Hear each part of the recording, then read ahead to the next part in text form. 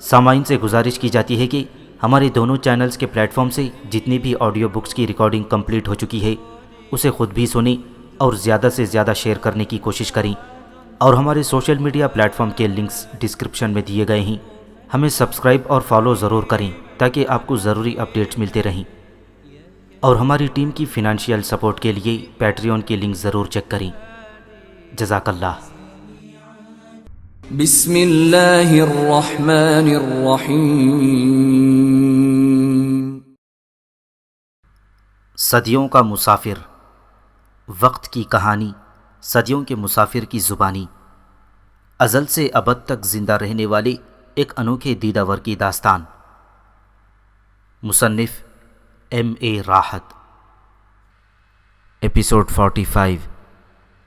بہرحال پروفیسر، میرے دن رات بڑے عیش و آرام سے گزر رہے تھے، لیکن امبالو کی حالت روز بروز خراب ہوتی جا رہی تھی۔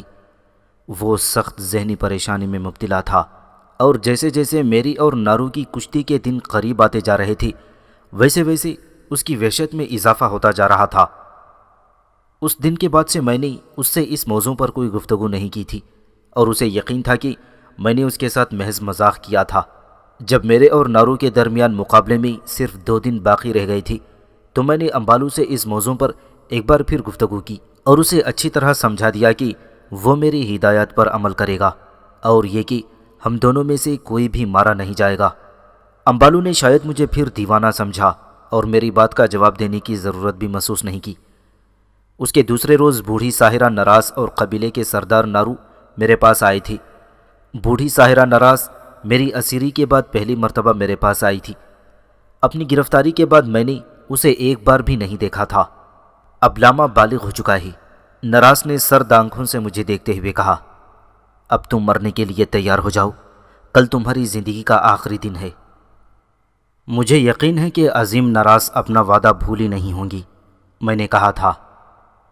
ہاں، میں اپنا وعدہ بھولی نہیں ہوں، نراس نے جواب دیا۔ پہلے تمہاری ہی قربانی دی جائے گی اور امبالہ کی باری بعد میں آئے گی۔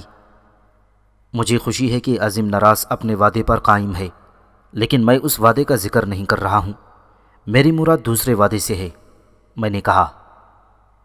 یہی کہ مجھے براہ راست قتل نہیں کیا جائے گا، بلکہ قبیلے کی سردار معزز نارو مجھ سے کشتی لڑے گی۔ بستی کے وسط میں واقع میدان میں باقاعدہ اکھاڑا بنایا جائے گا اور ہم دونوں زور آزمائی کریں گے۔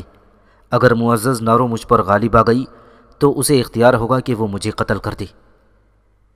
بالکل ٹھیک ہے، بوڑھی جادوگرنی نے جواب دیا تھا۔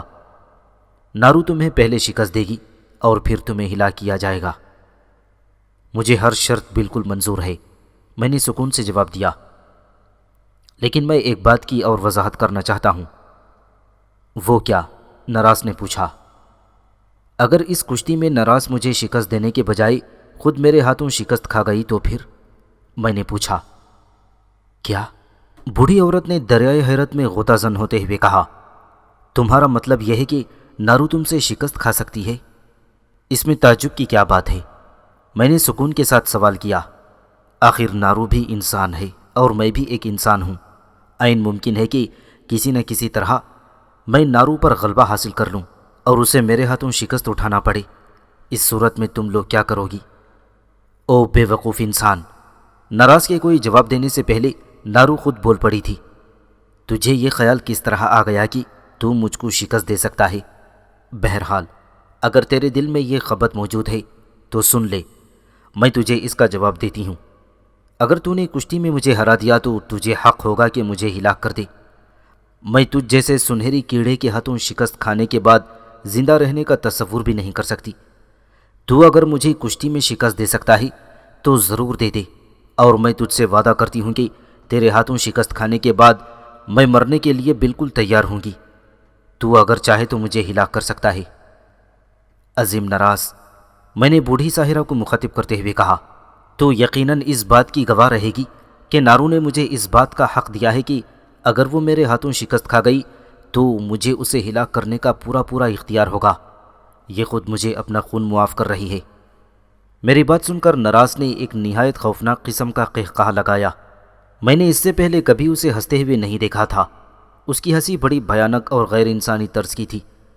مگر میری جگہ کوئی ایسا شخص ہوتا جو اس بوڑھی ساحرہ کی مکاریوں سے واقف نہ ہوتا تو یقیناً وہ اس خوفناک ہنسی سے ڈر جاتا، لیکن ظاہر ہے کہ مجھے اس کی اس بےہودگی کی کیا پرواہ ہو سکتی تھی۔ احمق تیابو، بوڑھی ساحرہ نے اپنی کھنکتی ہوئی آواز میں کہا، جو پہلے کے مقابلے میں کہیں زیادہ خوفناک محسوس ہو رہی تھی۔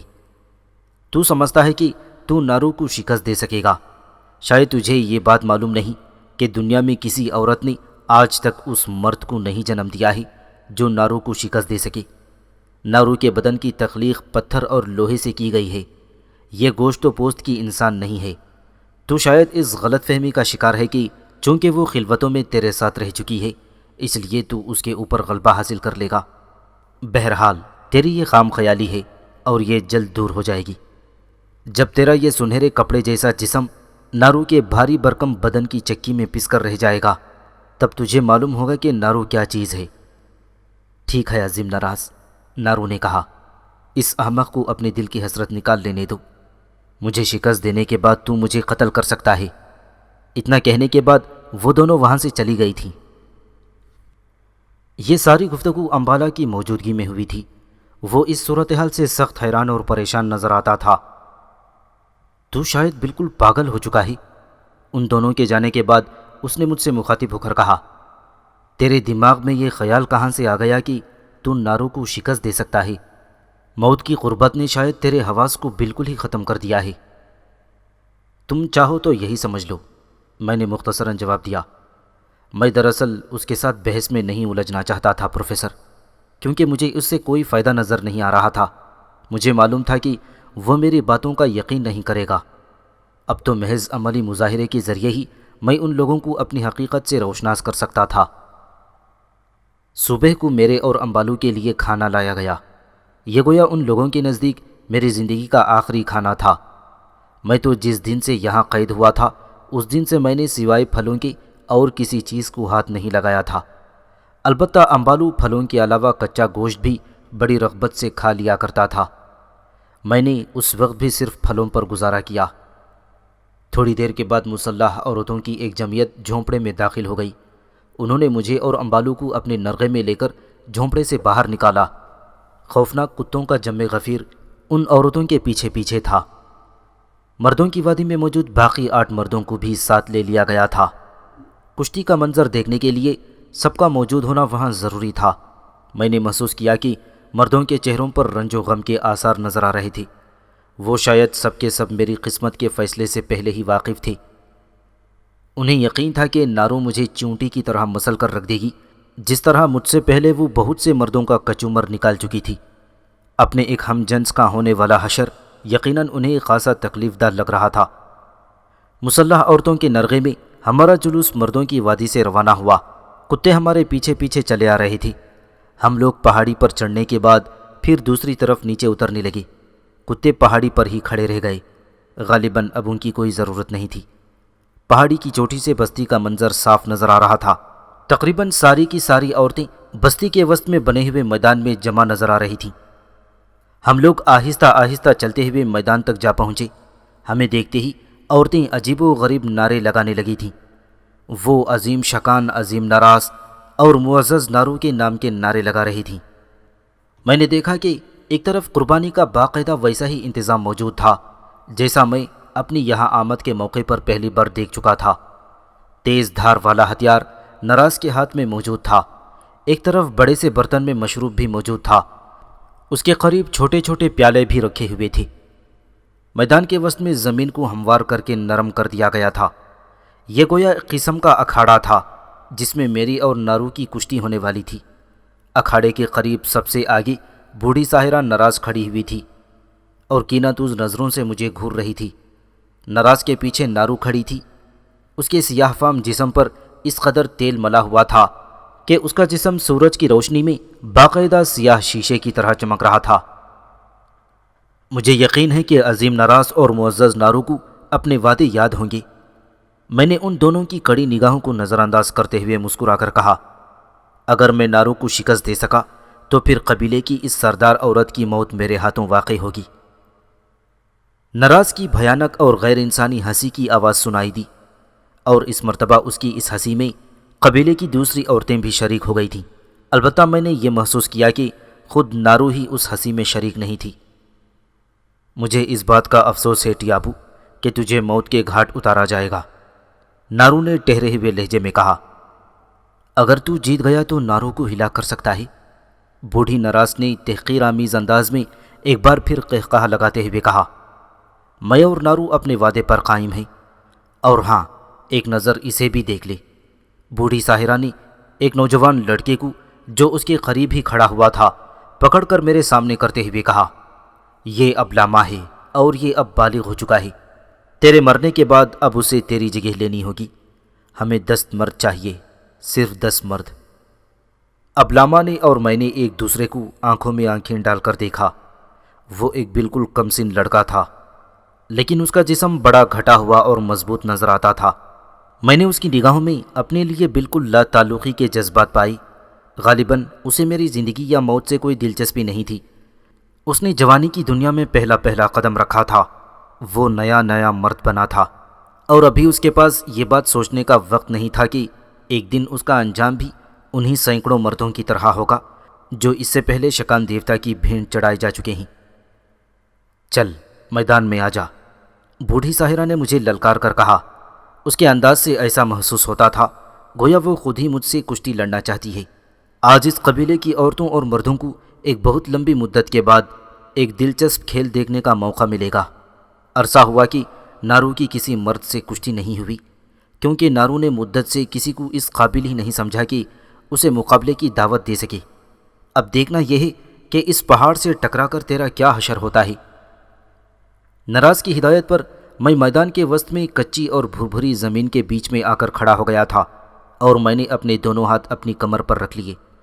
میں نے ایک نظر اپنے جسم پر ڈالی۔ سورج کی جھلسا دینے والی روشنی میں میرا سنہرا جسم کندن کی طرح دمک رہا تھا۔ قبیلے کے سارے مرد ایک طرف کھڑے ہو گئے، اور انہی میں امبالو بھی شامل تھا جو ہتھیار بند عورتوں کے نرغے میں تھا۔ وہ سب کے سب بالکل خاموشی سے یہ منظر دیکھ رہے تھے۔ میرے میدان میں اترنے کے بعد نراس نے نارو کو اشارہ کر دیا، اور وہ بڑے پروقار انداز میں آہستہ آہستہ قدم رکھتی ہوئی میدان میں اتر آئی۔ وہ مجھ سے کوئی 10-12 فیٹ کے فاصلے پر کھڑی ہو گئی اور کڑی نظروں سے مجھے گھورنے لگی تھی۔ میں نے اپنے قدموں کو ذرا سختی سے زمین کے اندر جما دیا۔ ایکایک نارو نے ایک وحشیانہ اور حیوانی نعرہ بلند کیا، اور اس کا پہاڑ جیسا جسم غیر معمولی تیزی کے ساتھ اپنی جگہ سے ہلا، اور اس نے مجھ پر حملہ کر دیا۔ میں نے اپنی جگہ سے 1 انچ بھی جنبش نہیں کی، لیکن میرے بدن کے ساتھ تصادم کے نتیجے میں نارو کے جسم کی ہڈیاں تک ہل گئی تھیں۔ وہ ایک ہلکی سی کرراہ کے ساتھ مجھ سے الگ ہو گئی اور پیچھے ہٹ کر کھڑی ہو گئی۔ پیچھے ہٹتے ہی اس نے دوبارہ حملہ کیا، اور اپنے موٹے موٹے بازو میری کمر کے گرد حائل کر کے مجھے نیچے گرانے کی کوشش کرنے لگی۔ میں زمین میں گڑے ہوئے کسی ستون کی طرح اپنی جگہ پر ساکت کھڑا رہا تھا۔ نارو نے اپنے بدن کا پورا زور صرف کر دیا، لیکن وہ مجھے ہلا نہیں سکی۔ اس کی سانس تیز ہو گئی اور وہ ہانپنے لگی۔ نارو تو اپنی جدوجہد میں مصروف تھی، اور میں لا تعلقی کے سے انداز میں اپنے ارد گرد کھڑے ہوئے انسانوں کے چہروں کو دیکھ رہا تھا۔ نراز کا چہرہ وحشت زدہ نظر آ رہا تھا۔ میں نے پہلی بار اس کی آنکھوں میں سراسیمگی کی جھلک دیکھی۔ باقی عورتیں بھی حیرت سے منہ پھاڑے ہوئے یہ منظر دیکھ رہی تھیں۔ یہ سب کچھ ان کے لیے ناقابل یقین تھا۔ پھر میں نے امبالو کو دیکھا۔ اس کا منہ کھلا ہوا تھا اور آنکھیں نیم باز تھیں، گویا وہ کسی نشے کی سی کیفیت میں ہو۔ باقی مردوں کے چہروں پر مجھے حیرت بھری مسکراہٹیں نظر آ رہی تھیں۔ کافی دیر تک زور آزمائی کرنے کے بعد نارو ایک بار پھر پیچھے ہٹ گئی۔ اب اس کی آنکھوں میں مجھے صاف طور پر بے یقینی، حیرت اور خوف کی جھلک نظر آ رہی تھی، لیکن ظاہر ہے کہ اس نے ابھی ہار نہیں مانی تھی، اور وہ ہار مان بھی کیسے سکتی تھی؟ اسے تو اپنے خیال کے مطابق عظیم دیوتا شکان اور اس کی نمائندہ نراز کی آشیرواد حاصل تھی، اور پھر قبیلے کی ساری عورتوں اور مردوں کے سامنے وہ کس طرح خود کو کمتر تسلیم کر سکتی تھی؟ نارو مجھ سے ہٹ کر پھر کافی پیچھے چلی گئی، اور پھر وہاں سے تیزی کے ساتھ دوڑتی ہوئی میری طرف آئی، اور اس نے اچھل کر پوری طاقت سے میرے منہ پر اپنی زوردار لات رسید کی۔ یقین کرو پروفیسر، اگر توانا سے توانا مرد بھی ہوتا تو اس کے دونوں جبڑوں کی ہڈیاں ٹوٹ جاتیں اور شاید پوری بتی سی باہر نکل آتی، لیکن میرے جسم نے اس بار بھی جنبش نہیں کی۔ میں نے نارو کو ہاتھ بھی نہیں لگایا، اور وہ اپنے زور میں خود ہی زمین پر گر پڑی۔ اور پھر پروفیسر، میں نے اس قصے کو ختم کرنے کا فیصلہ کر لیا۔ کافی دیر ہو گئی تھی اور لوگوں کے منہ سے حیرت بھری چیخیں نکل رہی تھیں۔ اب میں ان کی حیرانی کو ختم کر دینا چاہتا تھا۔ چنانچہ اس بار جیسے ہی نارو نیچے گری، میں نے اپنا ایک پیر اٹھا کر اس کی پشت پر رکھ دیا، کیونکہ وہ پیٹ کے بل گری ہوئی تھی۔ نارو نے اپنے جسم کو زور زور سے جھٹکے دیے۔ وہ پوری طرح پاؤں پٹک رہی تھی۔ اس کا پہاڑ جیسا جسم میرے صرف ایک پیر کے بوجھ تلے بری طرح تلملا رہا تھا، لیکن وہ خود کو آزاد نہیں کر پا رہی تھی۔ پھر اس نے نیچے ہی سے دونوں ہاتھ بڑھا کر میرا پیر پکڑ لیا اور اسے بری طرح جھنجھوڑ کر خود کو اس کے نیچے سے چھڑانے کی کوشش کرنے لگی، لیکن ظاہر بات ہے کہ یہ سب کچھ بے سود تھا۔ مجمع میں سے خوف و حیرت کی ملی جلی آوازیں آ رہی تھیں اور نراز کی آنکھیں دہشت کے مارے پھیل گئی تھیں۔ آخر میں نے تھوڑی دیر کے بعد خود ہی نارو کی پشت پر سے اپنا پیر ہٹا لیا۔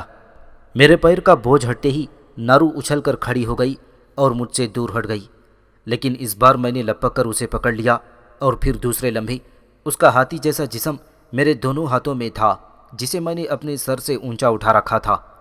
مجمع میں سے چیخیں نکلنے لگیں اور بوڑھی جادوگرنی جو اب تک کھڑی ہوئی تھی اچانک بیٹھ گئی۔ نارو کے جسم نے اب ہر قسم کی حرکت بند کر دی تھی۔ اس نے گویا اپنی شکست قبول کر کے خود کو میرے حوالے کر دیا تھا۔ کسی بھاری بھرکم اور سیاہ رنگ کے درخت کے تنے کی طرح اس کا جسم میرے دونوں ہاتھوں پر بلند تھا۔ میں نے اسے پورے میدان میں کئی چکر دیے۔ جس طرف سے بھی میں گزرتا، عورتوں اور مردوں کی چیخیں نکل جاتیں۔ نارو ایک بے جان لاشے کی طرح بے حس و حرکت ہو گئی تھی۔ بالآخر میں نے نارو کے نیم مردہ جسم کو بڑی آہستگی کے ساتھ نراز کے قدموں میں ڈال دیا تھا، جو میدان کے کنارے بیٹھی ہوئی تھی۔ نارو بے حرکت پڑی ہوئی تھی۔ اس نے اٹھنے کی کوشش نہیں کی۔ اس کا سیاہ چہرہ اور بھی سیاہ ہو گیا تھا اور اس کی آنکھیں جیسے پتھرا گئی تھیں۔ عظیم نراز، نارو نے بہت دھیمی آواز میں نراز کو مخاطب کرتے ہوئے کہا، ٹیابو کو اجازت دے کہ وہ مجھے قتل کر دے۔ ہم دونوں کو اپنا وعدہ یاد رکھنا ہے۔ ٹیابو، نراز نے لرزتی ہوئی آواز میں کہا۔ نراز جھوٹ نہیں بول سکتی اور نہ ہی وہ وعدہ خلافی کر سکتی ہے۔ تو نے واقعی نارو کو شکست دے دی ہے۔ تو اسے قتل کر سکتا ہے۔ اگر شکان دیوتا کی مرضی ہے تو اس میں ہمارا کوئی دخل نہیں۔ دیوتا یہ نہیں چاہتا عظیم نراز، میں نے نراز سے مخاطب ہو کر کہا۔ دیوتا یہ چاہتا ہے کہ نارو زندہ رہے، اس لیے میں اسے قتل نہیں کروں گا۔ کیا کہا؟ تو مجھے قتل نہیں کرے گا؟ نارو ایک دم اٹھ کر بیٹھ گئی۔ اسے گویا میری بات کا یقین نہیں آ رہا تھا۔ ہاں، میں تمہیں قتل نہیں کروں گا، میں نے مسکراتے ہوئے کہا۔ میں تمہیں ہلاک کرنے کی کوئی ضرورت محسوس نہیں کرتا۔ میں نے تم سے اور عظیم نراز سے جو وعدہ لیا تھا اس کی حقیقت اس سے زیادہ اور کچھ نہیں تھی کہ میں تمہارا غرور توڑنا چاہتا تھا۔ نارو حیرت سے میری طرف دیکھ رہی تھی۔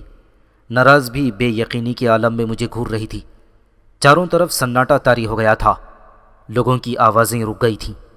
وہ سب کے ساتھ دم بخود ہو گئے تھے۔ اچانک ایک نہایت کریہ چنگھاڑ کی آواز سنائی دی اور سارے لوگ اس طرف متوجہ ہو گئے۔ یہ آواز قریبی جنگل کی طرف سے آ رہی تھی۔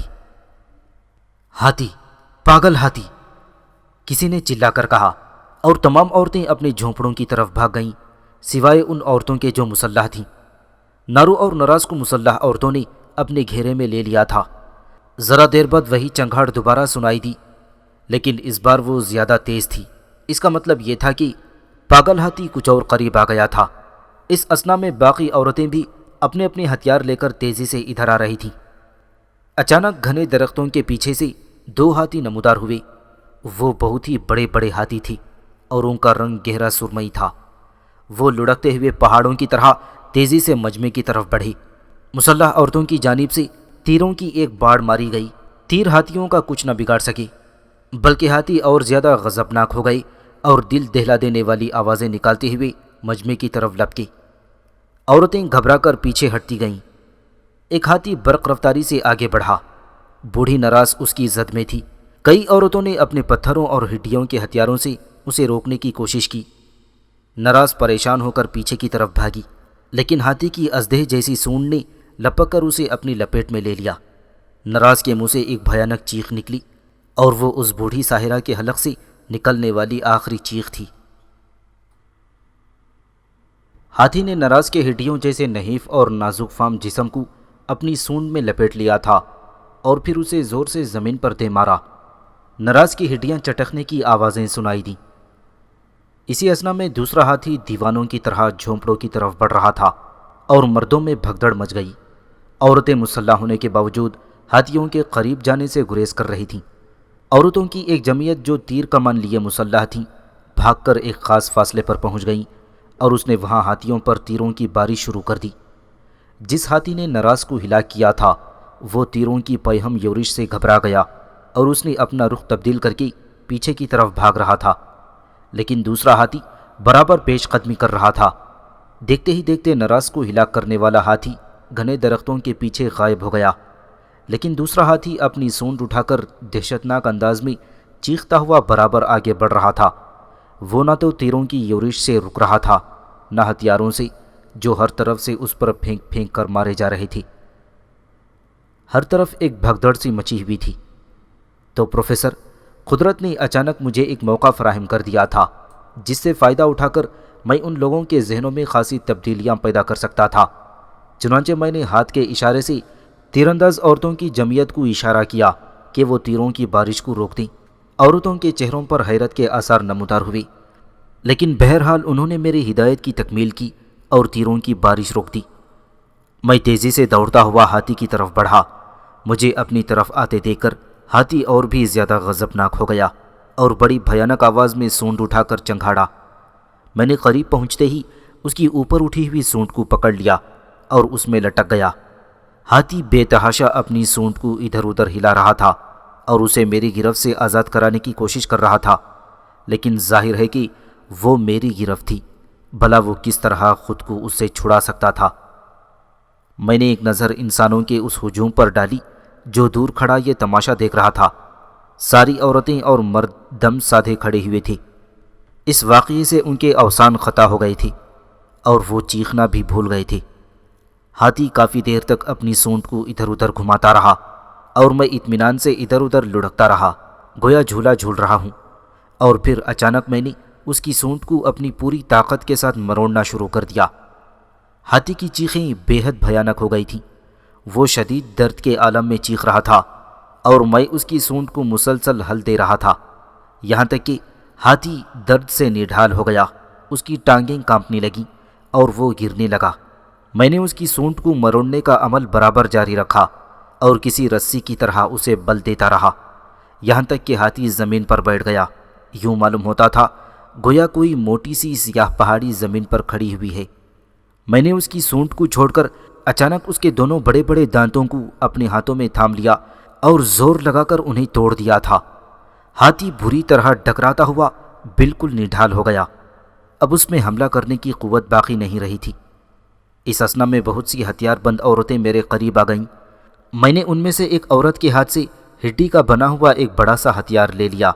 یہ کھانڈے کی شکل کا ایک ہتھیار تھا اور اس کی دھار بہت تیز تھی۔ میں نے اس ہتھیار کی مدد سے ہاتھی پر ایک بھرپور وار کیا اور اس کی سونڈ کٹ کر الگ ہو گئی تھی۔ ہاتھی کی آخری چیخ دل دہلا دینے والی تھی۔ اس کے ساتھ ہی اس نے تڑپ تڑپ کر دم توڑ دیا۔ اس دوران ساری عورتیں اور سارے مرد ہمارے قریب آ چکے تھے۔ وہ سب کے سب شدید حیرت اور بے یقینی کے عالم میں میری شکل دیکھے جا رہی تھی۔ حیرت اور استعجاب نے جیسے ان کی زبان کو گنگ کر دیا تھا۔ مجھے حیرت سے دیکھنے والوں میں نارو بھی شامل تھی، جس کے چہرے پر پشیمانی اور آنکھوں میں خجالت تھی، اور وہ اپنے بے پناہ بھاری بھرکم جسم کے ساتھ سر جھکائی کھڑی تھی۔ اس کا سارا غرور مٹی میں مل گیا تھا اور اب وہ گومگو کی ایک عجیب و غریب کیفیت سے دوچار تھی۔ وہ سب کے سب لوگ اس دردناک حقیقت کو جیسے فراموش کر چکے تھے کہ ان کی روحانی پیشوا اور قبیلے کی سب سے زیادہ بااثر اور قابل احترام عورت اور شکان دیوتا کی منظور نظر نراز کی کچلی ہوئی ہڈیاں کچھ فاصلے پر پڑی ہوئی تھیں۔ سب سے پہلے جس کو اس بات کا خیال آیا وہ نراز کی نائب دیہل تھی۔ وہ اچانک ہی پلٹی اور دو زانو ہو کر نراز کے مردہ بدن کے پاس بیٹھ گئی۔ اسے اس حالت میں دیکھ کر گویا باقی سارے لوگ اپنے خواب سے بیدار ہو گئے اور ایک ایک کر کے نراز کی لاش کے سامنے پہنچنے لگے۔ وہ باری باری اس کی لاش کے آگے آگے دو زانو ہوتے جاتے، چند لمحوں تک اس حالت میں بیٹھے رہتے اور پھر اٹھ جاتے۔ اس طرح تقریباً 1 گھنٹے تک یہی سلسلہ جاری رہا۔ عورتوں کے علاوہ مردوں نے بھی نراز کو اسی انداز میں تعظیم دی۔ جب نراز کو تعظیم دینے کا سلسلہ ختم ہو گیا تو دیہل نے نارو سے مخاطب ہو کر کہا، نارو اب چونکہ مر چکی ہے، میں اس کی جگہ لے رہی ہوں۔ تم سب کو یہ بات معلوم ہے کہ میں نراز کی نائب تھی اور اس کی بہن کی بیٹی ہوں۔ نراز نے مجھے اپنا نائب اسی لیے بنایا تھا کہ اس کی اپنی کوئی بیٹی نہیں ہے۔ اب میں اس کی جگہ اس قبیلے میں شکان دیوتا کی اصل خادمہ ہوں۔ تمہاری عظمت میں کسی کو شبہ نہیں دیہل، نارو نے تھکی ہوئی آواز میں جواب دیا۔ تم آج سے عظیم نراز کی جگہ لوگی۔ عظیم نراز کو شکان دیوتا نے اپنے پاس بلا لیا ہے۔ اس کی روح اپنے مردہ جسم کو خالی چھوڑ کر آسمان کی طرف پرواز کر گئی ہے۔ اب تم نراز کی جانشین ہو، ہم سب لوگ تمہارے احکام کی پابندی کریں گے۔ سنہرے بدن والے جوان، دیہل نے اب براہ راست مجھ سے مخاطب ہو کر کہا، تم ڈمبالا کی روح کے ساتھ یہاں آئی تھی، لیکن عظیم شکان کے حکم سے عظیم نراز نے تمہارے جسم میں سے ڈمبالا کی روح نکال لی۔ لیکن تم ایک حیرت انگیز انسان ہو۔ تم نے جس طاقت اور جوان مردی کا مظاہرہ کیا ہے اس کی مثال کہیں نہیں مل سکتی۔ ہمارے بزرگوں میں سے کسی نے آج تک ہاتھی کو اس انداز میں ہلاک نہیں کیا جس طرح تم نے اسے ہلاک کیا ہے۔ اس بات سے اندازہ لگایا جا سکتا ہے کہ تم غیر معمولی طور پر بہادر انسان ہو، اور پھر تم نے اس سے پہلے نارو کو کشتی میں شکست دے کر اس پر اپنی برتری ثابت کر دی ہے۔ تم چاہتے تو نارو کو قتل کر سکتے تھے، لیکن تم خود اس بات کے لیے تیار نہیں ہوئے۔ مگر میں نراز کی جانشین کی حیثیت سے تم سے ایک بار پھر وہ بات پوچھنا چاہتی ہوں کہ کیا تم نارو کو قتل کرنا چاہتے ہو؟ میں نارو کو یا کسی کو بھی قتل کرنا نہیں چاہتا، میں نے اطمینان سے جواب دیا۔ نارو کو شکست دینے سے میرا مطلب صرف اتنا تھا کہ میں اس پر یہ ثابت کر سکوں کہ وہ ناقابل تسخیر ہے، نیز اس کا غرور توڑ سکوں۔ مجھے نارو سے یا کسی سے بھی کوئی دشمنی نہیں ہے۔ تم نے ہمارے لیے کافی مشکل پیدا کر دی ہے سفید جوان، دیہل نے کہا۔ اگر تم نارو کے ہاتھوں شکست کھا جاتی تو ہم تمہیں شکان دیوتا کی بھیڑ چڑھا دیتی، لیکن نراز نارو دونوں نے تم سے وعدہ کیا تھا کہ اگر تم جیت گئے تو نارو کو قتل کر سکو گے۔ اب تم جیت گئے ہو، لیکن عظیم نراز کو عظیم شکان سے جو ہدایت ملی تھی اس کے مطابق تمہاری قربانی کی جانی تھی۔ اب اس نئی صورتحال سے مجھے خود شکان دیوتا سے پوچھنا پڑے گا کہ تمہارے ساتھ کیا کیا جائے۔ ویسے تم اتنے بہادر اور جرأت مند اور وسیع القلب انسان ہو کہ مجھے یقین ہے کہ شکان دیوتا تمہیں معاف کر دے گا اور تمہاری ہلاکت کا حکم واپس لے لے گا۔ میں خود بھی یہ نہیں چاہتی کہ تم جیسا غیر معمولی بہادر انسان مارا جائے۔ مجھے اس بات کی کوئی پرواہ نہیں ہے، میں نے بے نیازی کے ساتھ جواب دیا۔ اگر تم لوگ مجھے مار سکتے ہو تو ضرور مار ڈالو۔ میرے اس جملے پر دیہل چونک گئی۔ میں نے بات ہی ایسی کہی تھی پروفیسر۔